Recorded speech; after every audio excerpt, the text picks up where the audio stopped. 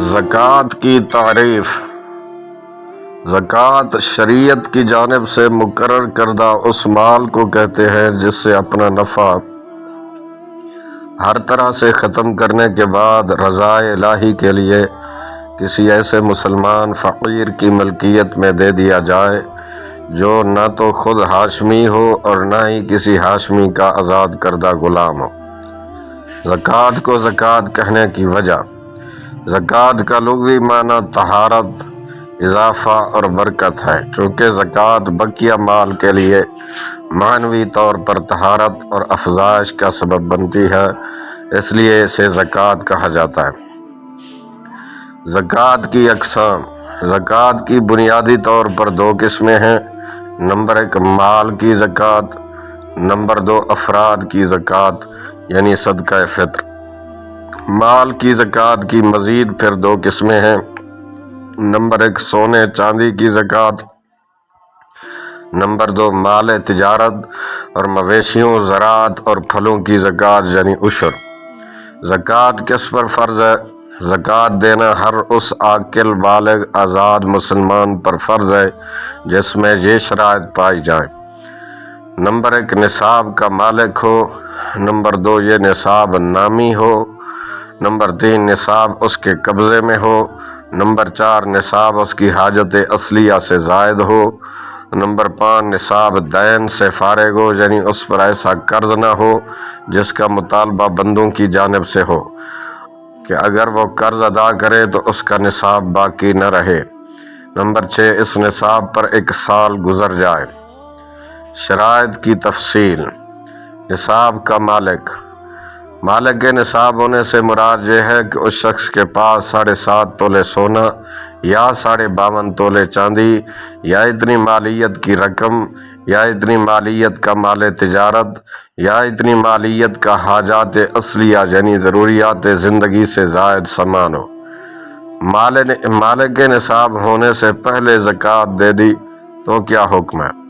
اگر پہلے زکوٰۃ دے دی پھر مالک کے نصاب ہوا تو ایسی صورت میں دیا گیا مال زکوٰۃ میں شمار نہیں ہوگا بلکہ اس کی زکوٰۃ الگ سے دینا ہوگی۔ محمد امجد صاحب لکھتے ہیں کہ مفتی صاحب مال حرام پر زکوٰۃ کا کیا حکم ہے؟ جناب جس کا کل مال حرام ہو اس پر زکوٰۃ فرض نہیں ہوگی کیونکہ وہ اس مال کا مالک ہی نہیں ہے۔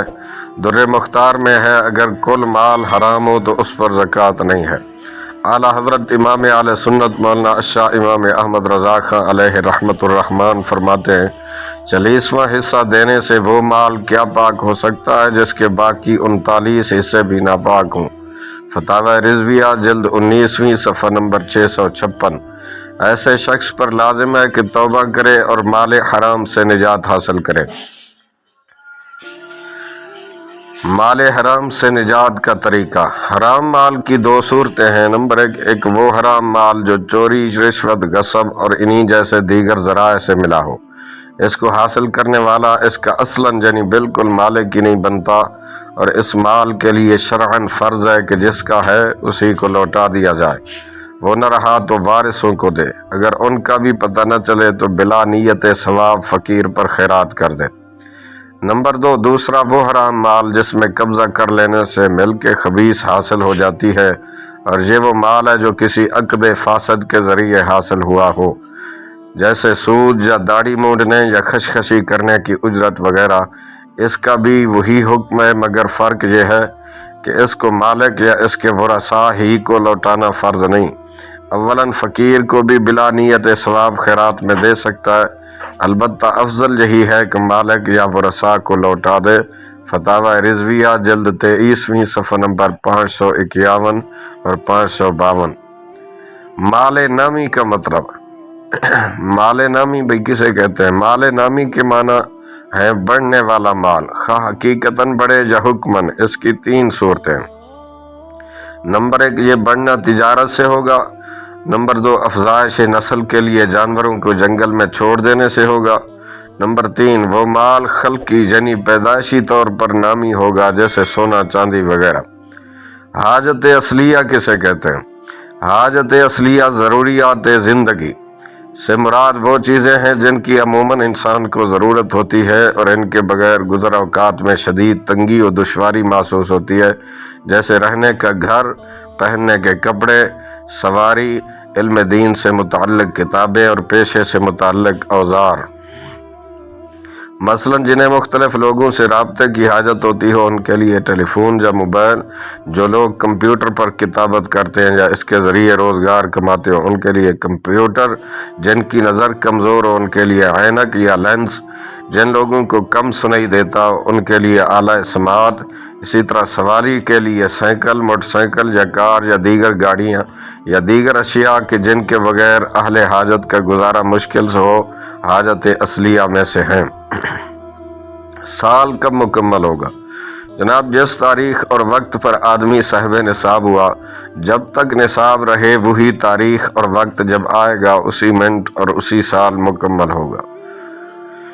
مثلاً زید کے پاس ربیع الاول شریف کی 12 تاریخ یعنی عید میلاد النبی صلی اللہ علیہ وسلم کو دن کے 12 بجے 7.5 تولے سونا یا 52 تولے چاندی یا اس کی قیمت کے برابر رقم حاصل ہوئی یا مال تجارت حاصل ہوا، تو سال گزرنے کے بعد عید میلاد النبی صلی اللہ علیہ وسلم 12 ربیع الاول کو دن کے 12 بجے اگر وہ نصاب کا بدستور مالک ہوا تو اس مال کی زکوٰۃ کی ادائیگی اس پر فرض ہوگی۔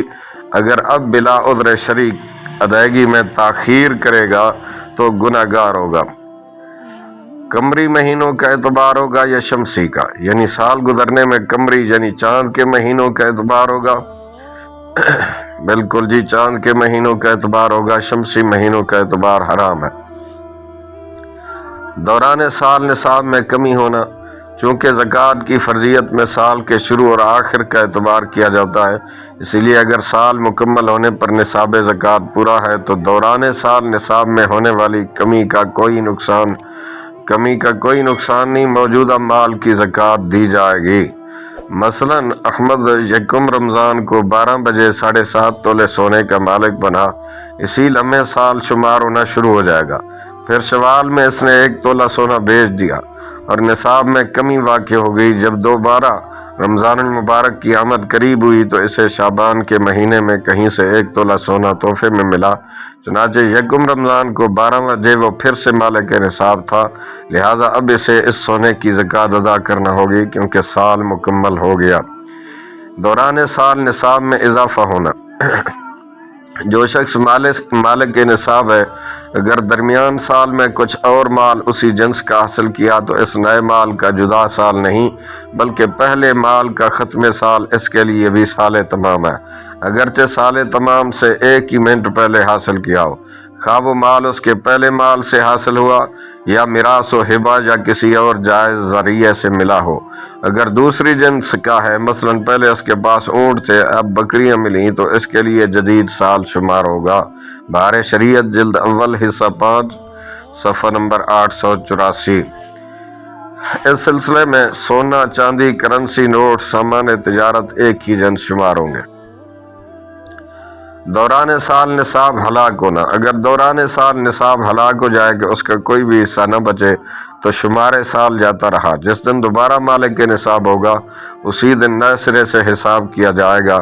مثلاً یکم محرم کو مالک کے نصاب ہوا، سفر میں سب مال سفر کر گیا، ربیع الاول میں پھر بہار آئی تو اسی مہینے سے سال کا آغاز ہوگا۔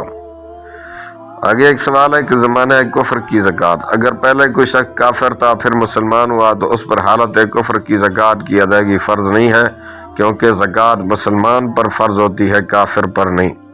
نابالغ اور پاگل پر زکوٰۃ، نابالغ پر زکوٰۃ فرض نہیں، مجنون کی چند صورتیں۔ نمبر 1، اگر جنون پورے سال کو گھیر لے تو زکوٰۃ واجب نہیں، یعنی پورا سال بندہ پاگل رہے، مجنون رہے تو اس پر کوئی زکوٰۃ نہیں۔ نمبر 2، اگر سال کے اول آخر میں افاقہ ہوتا ہے اگرچہ باقی زمانہ جنون میں گزرتا ہے تب زکوٰۃ واجب ہے۔ مجنون کے سال زکوٰۃ کا آغاز، جنون 2 قسم کا ہوتا ہے، ایک ہے جنون اصلی، ایک ہے جنون عارضی۔ اگر جنون اصلی ہو یعنی جنون ہی کی حالت میں بالغ ہوا تو اس کا سال ہوش آنے سے شروع ہوگا، اور اگر عارضی ہے مگر پورے سال کو گھیر لیا تو جب افاقہ ہوگا اسی وقت سے سال کی ابتدا ہوگی۔